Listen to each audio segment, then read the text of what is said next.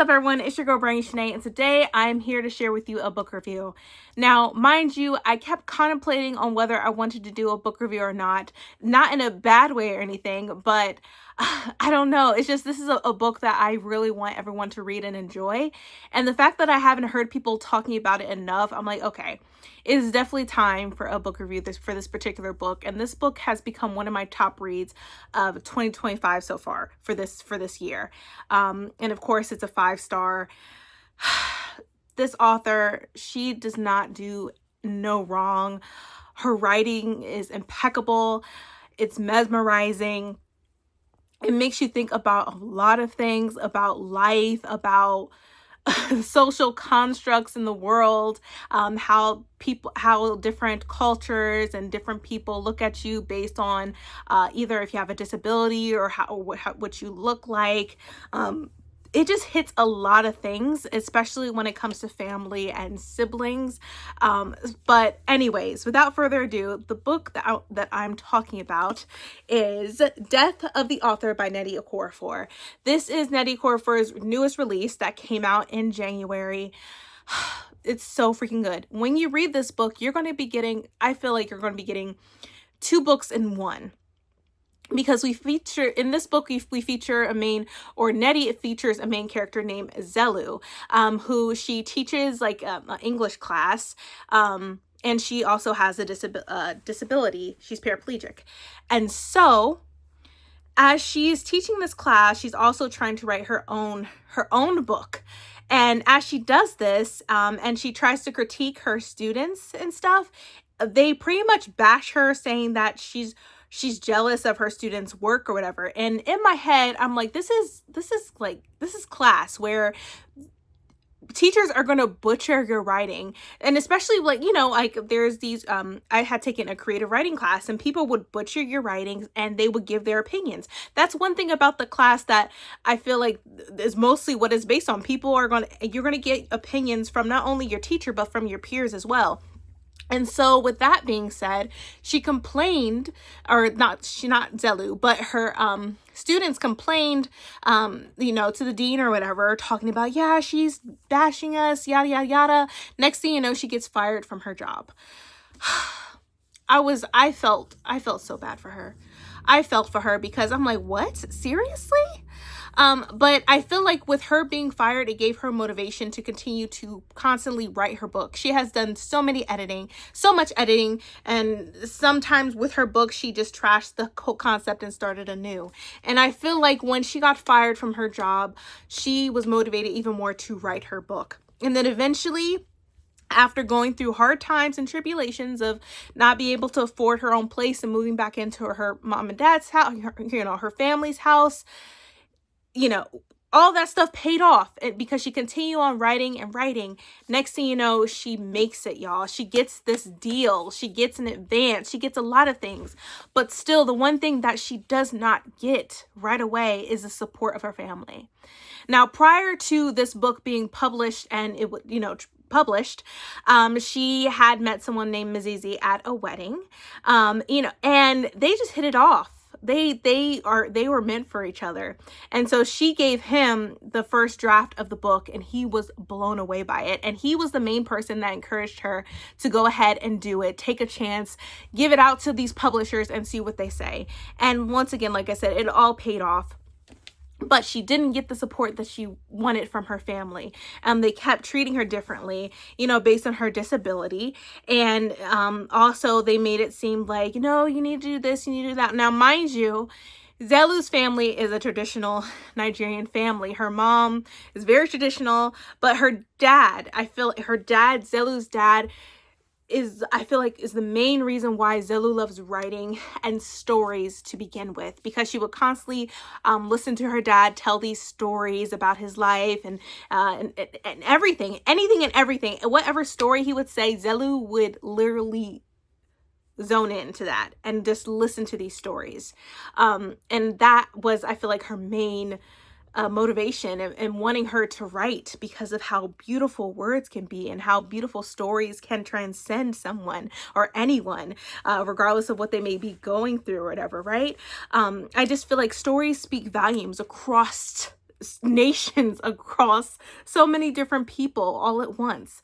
And so as she does this, as she was able to get her book off the ground finally, and then she was able to get a movie deal on top of that, a professor, or he's more like an engineer or whatever regarding technology, and he introduced these like mechanical legs. They're called exos, and she was really excited for this. She was like, this is my first time where I'm able to walk again, because due to her not being able to walk, she had an accident when she was younger.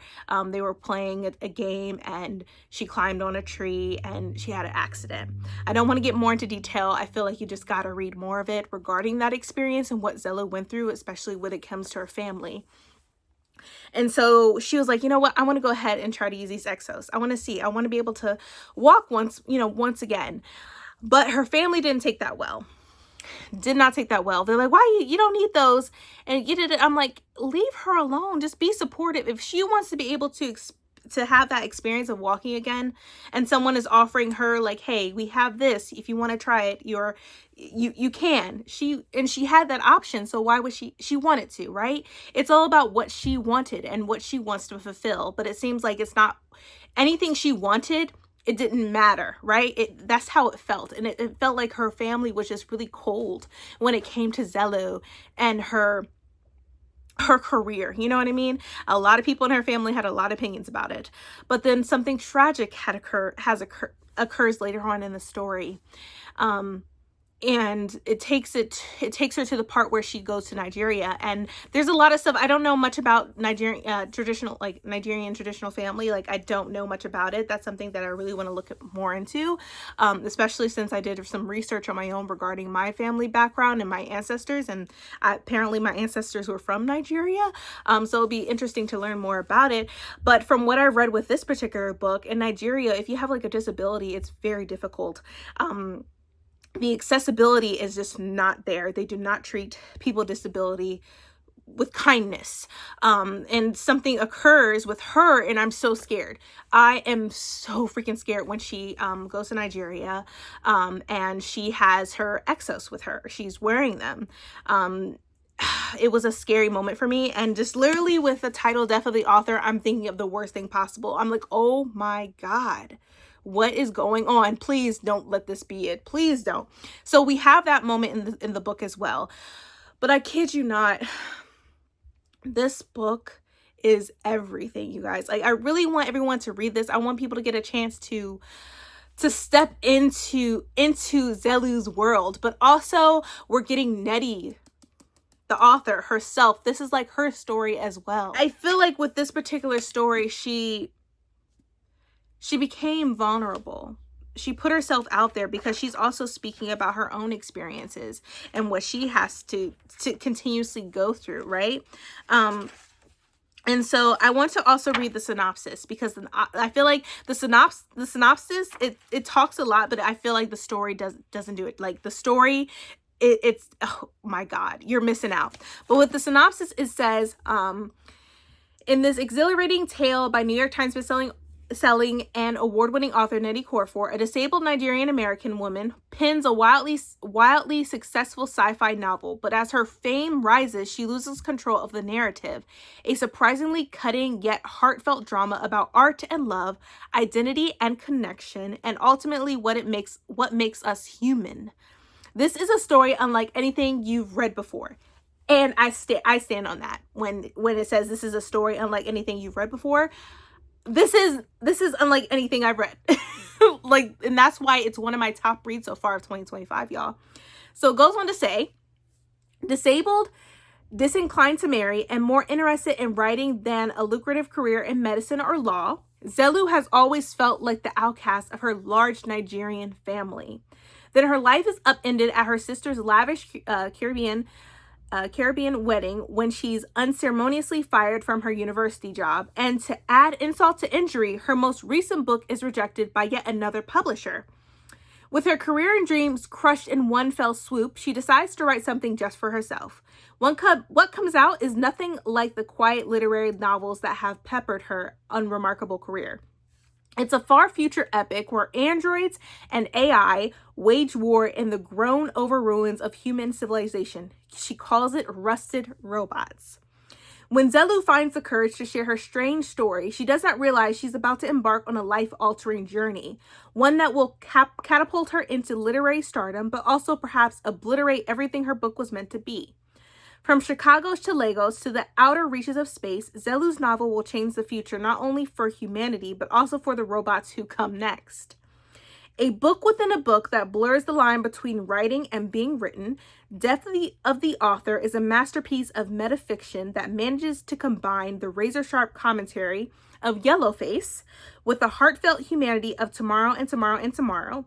Surprisingly funny, deeply poignant, and endlessly discussable, this is at once the tale of a woman on the margins, risking everything to be heard, and a testament to the power of storytelling to shape the world as we know it. Do I need to say more? Do I need to say more? Like, doesn't just with that alone, doesn't that make you want to read it? And I'm being honest, it's like 2 books in one, y'all. We're getting, this is a story about Zelu, but it feels like this is a story about the author Nnedi Okorafor, and also about her writing style, because she mostly writes sci-fi, right? And fantasy. This is completely different, but she still managed to put another book in here that was sci-fi. How she crafted this book, how she made it flow, the transitions from going into talking about Zelu and then transitioning to the book of Rusted Robots as we read that book as well, like, that is insane. Because sometimes, like, if it's not done correctly, the flow could be just not it, right? But Nnedi is like, her writing is so freaking good. So freaking good. I kid you not, like, I really don't want y'all to miss out on this. I strongly, highly recommend that you read this book. I promise you, you will not regret it.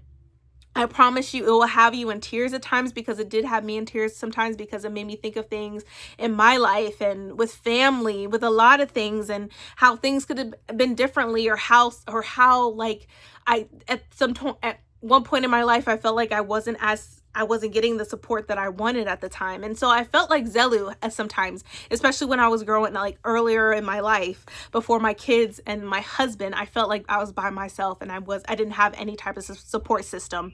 And so that's how Zelu is right now. It's like, she seems like she does not have a support system, but the only one that is supporting her is Mazizi.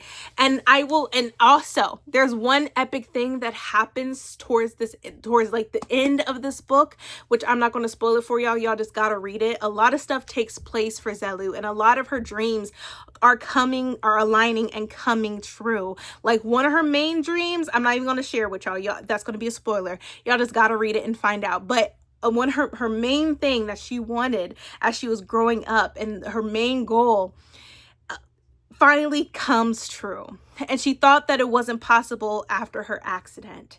She thought that, wow, my dream is obliterated. It is gone. But no, that is not the case. So once again, I highly recommend that you read this book, Death of the Author. This is so freaking good. I love Nnedi Okorafor. Any book that she writes, I'm going to be reading it. I read Akata Witch. I read all of her other works, and they're amazing. I don't have any negative thing to say about it, because her writing is impeccable. And her writing is none like any other. Like, it's so freaking good. So I highly recommend it. And once again, I gave this book 5 out of 5 stars. So definitely read this book if you get a chance, please. And also, like, if you don't have the physical book, listen to the audio. It's good. The book is good. The audio is good. Like, everything is just 100% good. But that is all. I'm not going to keep y'all here, because I could talk about this book even longer, but I'm not going to do that. I really want y'all to go out and read it, even if you have to go to your local library and borrow it from your local library. I'm all here about supporting libraries, y'all. So if you don't have to buy it if you don't need to. If you have Libby, go get the audiobook. If you got a library card, go to your library, right? Just pick this book up wherever you can. If you want to buy it, go ahead and do it. Go ahead and do it. Go ahead. But I promise you, this book will not disappoint. But once again, I really hope that you read this book. It's so freaking good. And also, I have to say thank you all so much for watching this video. If you enjoyed it, please give me a thumbs up. Also, don't forget to hit that subscribe button and that bell to be notified when I upload more videos in the future. But once again, thank you all so much for watching, and please, please, please read this book. It will not disappoint. But once again, have a great night, y'all. I will catch y'all next time. Bye, everyone.